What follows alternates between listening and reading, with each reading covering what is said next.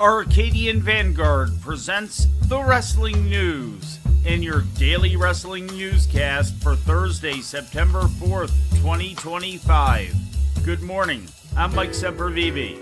We begin today with AEW Dynamite broadcast live last night on TBS and HBO Max from the 2300 Arena in Philadelphia. In the main event, Josh Alexander, Kyle Fletcher, and the Young Bucks defeated AEW World Champion Hangman Adam Page, Kenny Omega, and Jet Speed. The show opened with a fight between Gabe Kidd and Darby Allin. Hook, The Ops, Willow Nightingale, and Marina Shafir all came out to join the fight, which ended with Allin putting Kidd in a body bag and dragging it off with his car. Body bag Jones right here, guys. Not only his body bag, look at this. This is tied to the back of that vehicle. Oh my God. Oh, Darby had a game plan. Boy, did he ever. Gabe Kidd inside the body bag, and Darby just dragging Kidd. Oh my goodness! Brodito defended the AEW World Tag Team title, turning back the challenge of Claudio Castagnoli and Wheeler Yuta of the Death Riders. In another title match, Mercedes Moné retained the TBS Championship against Alex Windsor. After the match, Windsor and Moné brawled, then Riho made her AEW return and went after Moné. Mercedes, the belt into the face of Alex Windsor, and now the statement maker, this time after the bell. Why would Mercedes turn down the handshake like that? That was a hell of a match. Hang on here. Wait a second. Wait. Is that? That's the Rio, former AEW Women's World Champion, the first one ever. That's Rio. Rio God came in from behind us unexpectedly, and the fans are going crazy. Look at him standing on Excalibur. And Rio is back. Wow. Rio is back with a vengeance. In other results, FTR brawled with Adam Copeland and Christian Cage, and Mark Briscoe defeated Lance Archer. Briscoe had earlier delivered an in-ring promo that was interrupted by Don Callis, who declared that Briscoe would be facing Konosuke Takeshita on Collision. In more AEW news, the company's pay-per-view events are set to begin streaming on HBO Max, starting with All Out Toronto on September 20th, according to an official announcement made yesterday. The price for the pay-per-views will be reduced by $10 for HBO Max subscribers, set at $39.99. HBO Max will stream the events without ads. In ratings news, AEW Collision last Saturday drew its lowest viewership of the year thus far, with just 195,000 viewers tuning into TNT, according to F4W Online. That's a drop of 30% from the previous week's audience and is the smallest audience since November 30th, 2024. The rating in the 18 to 49-year-old demographic was .04, down more than 40% from the previous week, tying the lowest demo rating the show has done since November 30th. In WWE news, TKO Group has extended its partnership with T-Mobile Arena in Las Vegas, according to a press release put out yesterday.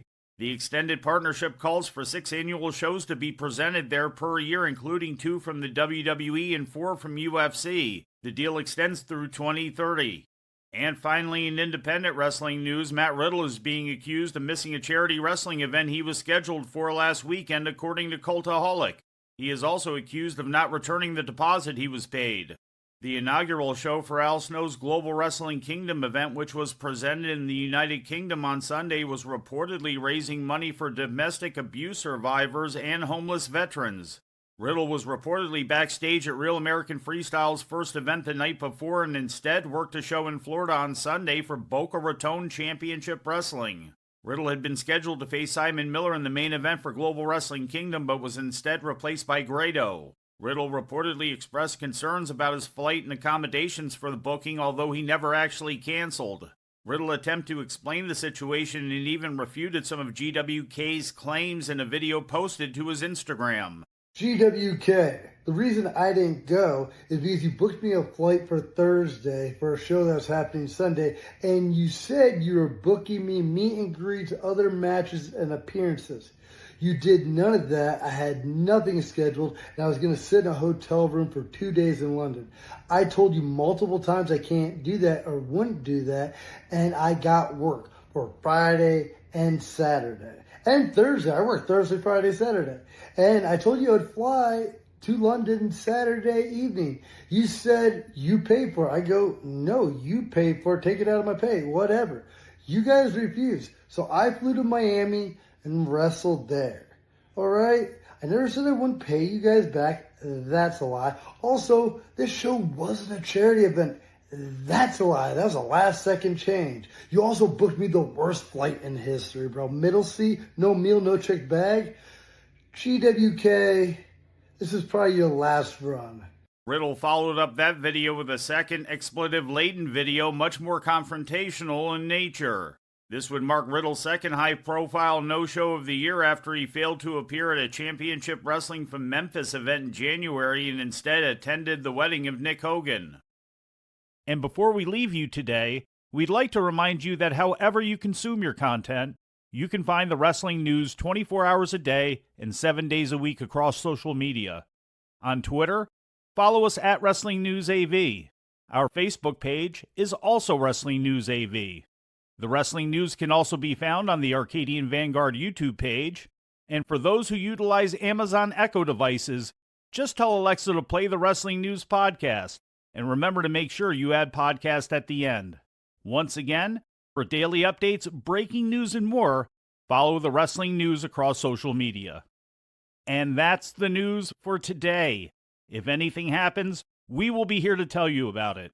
No clickbait, no paywall, just the Wrestling News. The Wrestling News is a division of Arcadian Vanguard, and the Wrestling Newscast is a production of the Arcadian Vanguard Podcast Network.